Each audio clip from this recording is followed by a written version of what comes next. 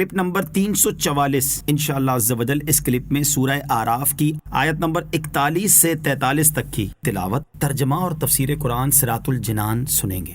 بسم اللہ الرحمن الرحیم۔ اللہ کے نام سے شروع جو نہایت مہربان رحمت والا ہے۔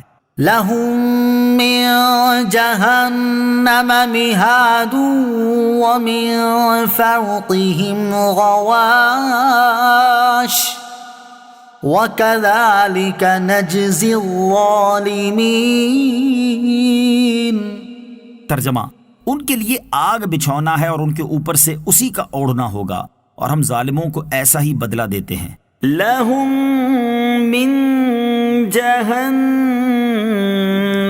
مہاد، ان کے لیے آگ بچھونا ہے، یعنی اوپر نیچے ہر طرف سے آگ انہیں گھیرے ہوئے ہے۔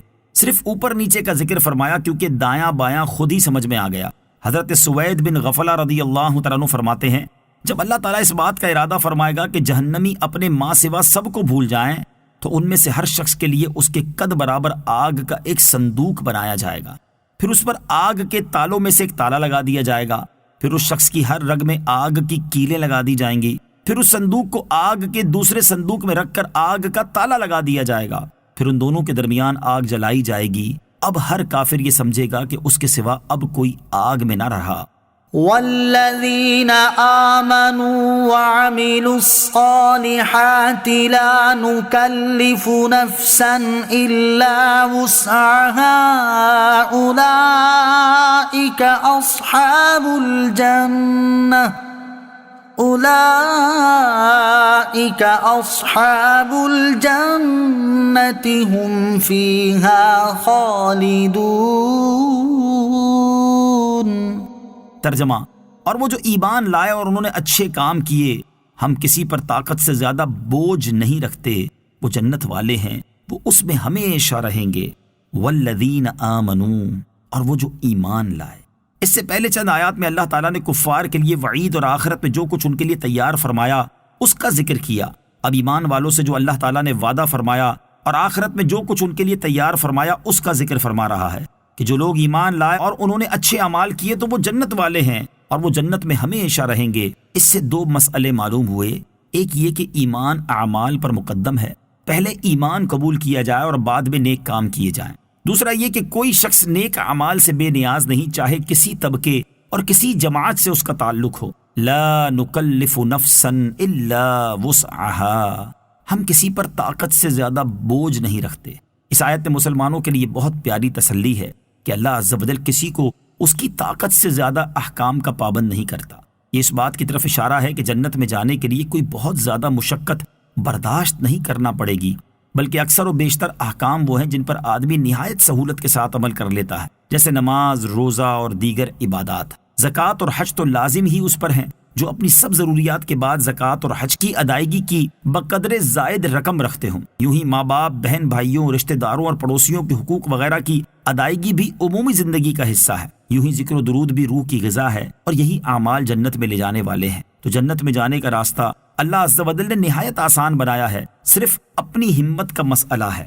وَنَزَعْنَا مَا فِي صُدُورِهِم مِّن غِلٍّ تَجْرِي مِن تَحْتِهِمُ الْأَنْهَارُ وَقَالُوا الْحَمْدُ لِلَّهِ الَّذِي هَدَانَا لِهَذَا وَمَا كُنَّا لِنَهْتَدِيَ لَوْلَا أَنْ هَدَانَا اللَّهُ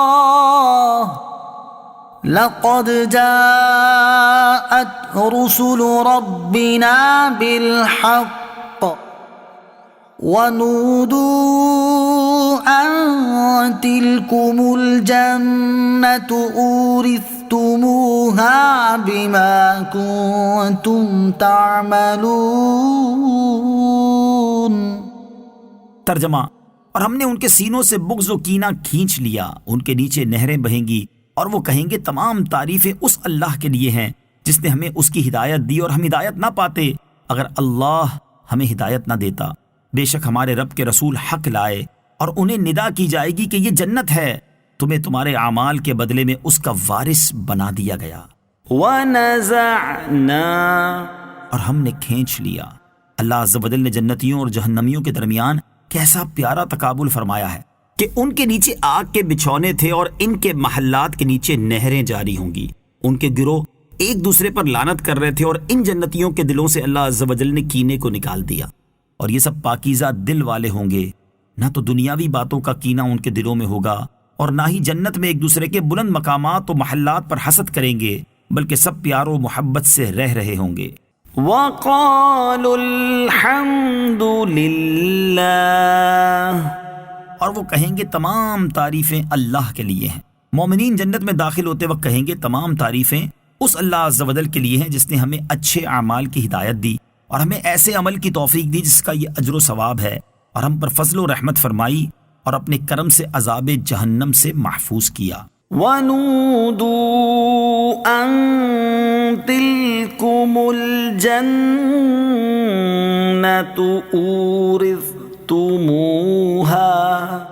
اور انہیں ندا کی جائے گی کہ یہ جنت ہے، تمہیں اس کا وارث بنا دیا گیا۔ مسلم شریف کی حدیث میں ہے کہ جب جنتی جنت میں داخل ہوں گے تو ایک ندا کرنے والا پکارے گا، تمہارے لیے زندگانی ہے، کبھی نہ مرو گے، تمہارے لیے تندرستی ہے، کبھی بیمار نہ ہوگے، تمہارے لیے عیش ہے، کبھی تنگ حال نہ ہوگے۔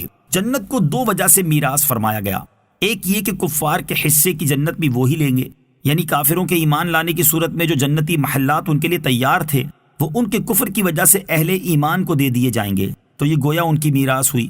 دوسرے یہ کہ جیسے میراث اپنی محنت و کمائی سے نہیں ملتی، اسی طرح جنت کا ملنا بھی اللہ عز و جل کے فضل و کرم سے ہوگا۔ اپنے اعمال تو ظاہری سبب ہوں گے اور وہ بھی حقیقتاً جنت میں داخلے کا سبب بننے کے قابل نہیں ہوں گے، کیونکہ ہمارے اعمال تو ہیں ہی ناقص، یہ تو صرف سابقہ نعمتوں کا شکرانہ بن جائیں یا جہنم سے چھٹکارے کا ذریعہ بن جائیں تو بھی بہت ہے۔ ان کے بھروسے پر جنت کی طمع تو خود فریبی ہے۔